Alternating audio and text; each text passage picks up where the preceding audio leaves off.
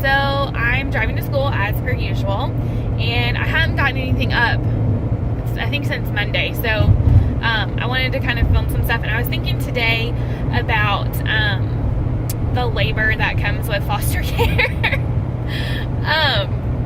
I've been thinking a lot about infertility. I'm just trying to decide if I want to like do more videos about infertility or like my perspective on infertility, because I've been trying to like research other YouTubers just to see kind of what else is out there. And my perspective is pretty different. How do I put this? I don't want to upset too many people, because I know it is a really difficult thing to go through. But my perspective is very different from other people's. And so I don't know. I don't want to have other people like come to like me do infertility videos, and then they come to me and they get angry or like they don't need that, if that makes sense. So I don't know. I got a lot of things rolling around in my mind about infertility and like my view on it and stuff, but I don't want people to like see it and then, like I said, them just have their feelings hurt. So I'm trying to decide if I'm gonna do those or not, because I feel like I do have a pretty unique view on infertility, because I don't know, I guess because of all the women in my life who've experienced it before, like it's not this horrible, awful thing to me.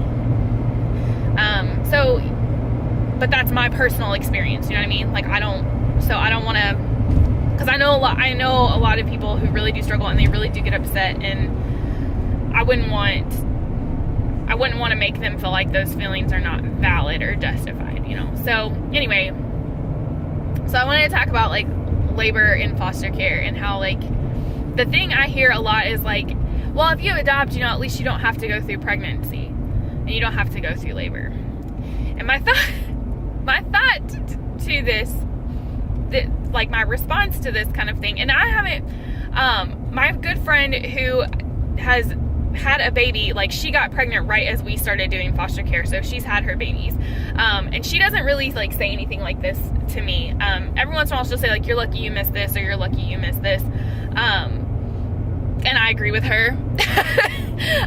There are certain things that I'm like, yeah, you know, I'm happy I don't have to do those things, and she's admitted, you know, like it sucks because you miss like firsts and stuff like that, but yeah, there are definitely things that we like laugh about. And so yeah, but people, I mean, like if you're thinking about adopting, or you're thinking about doing foster care, and you're thinking like, oh, I'm gonna miss the opportunity to like be pregnant, and that's gonna be like, you know, that's fine. If you want the like pregnancy thing, I get that, I do. If you like, here's the thing for me, and this may be why I feel the way I do about infertility.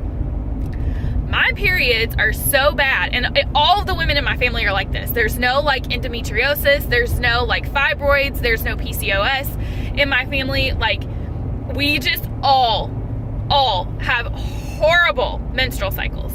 And when I say bad, I mean like you're in so much pain that you are vomiting. That's how much pain you're in, almost to the point of passing out. So I feel like, because at one point I had gotten on birth control to try and make it better, and it worked, so I was on birth control for quite a while, but the first one that they put me on, it did have the opposite effect, and I ended up in the emergency room due to menstrual cramps. So yeah, I get some pretty rough ones. And my mom has told me, because she had, and my grandmother, because, you know, they had like, with my mom, the epidural got messed up, so she felt everything on one side. And my mom told me, she was like, if you can handle your periods, you can handle labor. My grandma, when she had my dad, her first kid, she was waiting, because her mom kept telling her, like, I don't want to be anywhere near the hospital when you have a baby, because you're talking about your periods are so bad. Well, she kept waiting for these like horrible pains she'd never felt before, and they didn't happen. So that's why I know, like, when I say I have really bad periods, it's not a, like, oh, everybody says that. No, it's a legitimate, like, thing. So I feel like I have experienced labor just about every month of my life, especially through my teenage years. Now that I'm older and I kind of know how to handle it, which, by the way, ibuprofen is your best friend if you have periods, but you cannot wait until it starts. You have to start your supplement of ibuprofen before your period, or else it's not going to do any good. And even then, sometimes that doesn't help. But so if you're having really bad periods, sorry, this may be TMI for some people, but for me, because I have experienced all of this wonderfulness of having a period and it being so awful, I don't, maybe that's why I don't feel the necessity to be pregnant. I'm not saying that this will ever change, that this will never change, like, that I may someday, like, John and I may decide, like, oh crap, I never got pregnant, or oh, like, you know.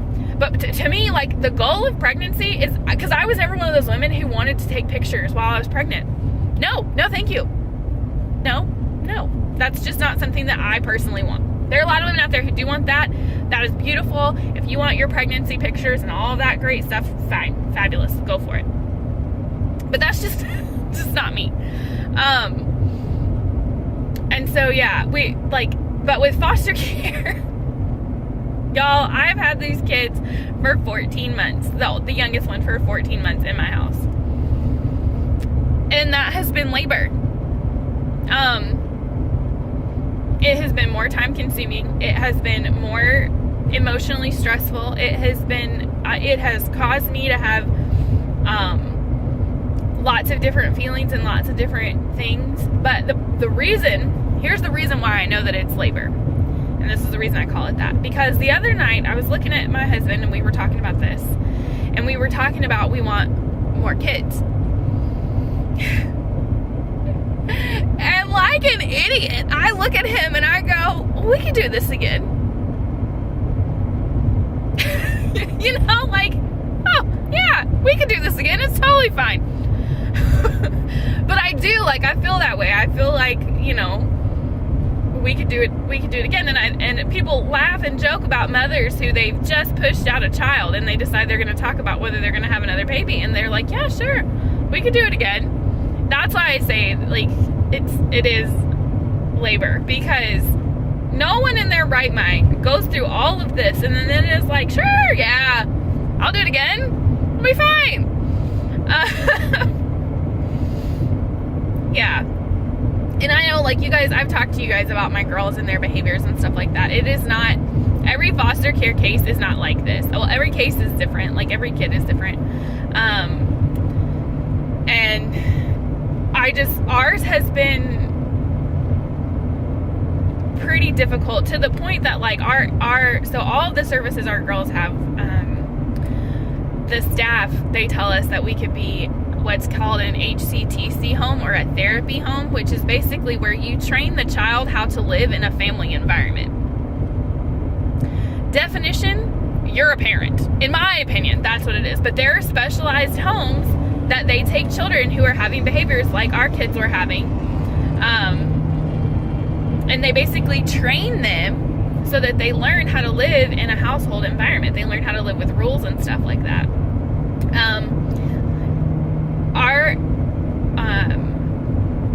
Some of our service providers have told us, yeah, that's what you guys are doing. Like, you guys are, there's a line on my face, y'all, and I just figured out what it was for. It's a light. There's like this, like, chrome piece on my car that is reflecting light at me. Oh my gosh, this video's getting long. Okay, sorry. Explanations. Sorry, I just wanted to explain, if you're seeing a light on me, that's what it is. Anyway, so yeah, we've had kind of an extreme case, and for it being our first case, it's pretty funny. But like I told you guys before, when you don't have kids, and I think this is part of why I feel the way that I do about infertility. If you don't have kids, you have the opportunity to take in somebody, a child who desperately needs to be the only child for a while. Because they get to take a break from everybody else and learn how to be with parents and how to deal with rules and not have to have divided attention. You can focus so much on that one child. And so, yeah, I wanted to say, like, we don't know what's going to happen with our kids, but,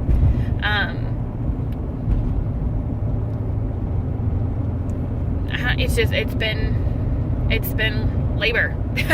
It's been difficult, and I can't believe that we're, like, here's the difference with foster care, though.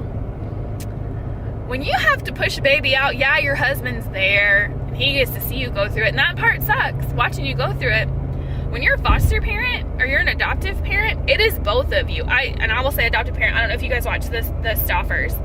They adopted their son from China, and he had a lot of grieving and just behavioral kind of issues that were giving them trouble, and he initially attached to the father in that family. And so both parents experience this kind of labor in adoption, if you're doing foster care or like an international adoption where the child's a little older. So yeah, which if you haven't watched them, you should check it out. They're a cute little family. They have like 4 kids. 4? Yes, 4.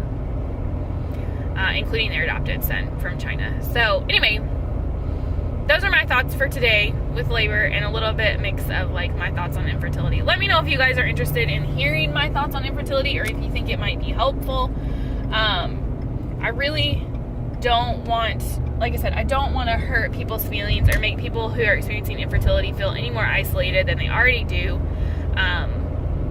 So that's why I'm kind of hesitant to put my opinion out there. But yeah, feel free to subscribe. Last night I checked and I have 25 whole subscribers. Yay! Thanks, guys, whoever subscribed to me. I'm sure, I don't know if you guys are interested, or if it's just because I upload on a regular basis. Well, I hope you're interested. I hope that's why you subscribe. But yeah, if you feel like subscribing, please feel free to do so. Comment below if you have any questions, and comment if you are interested in my views on infertility, and give this video a thumbs up if you liked it. Thanks, guys. Bye.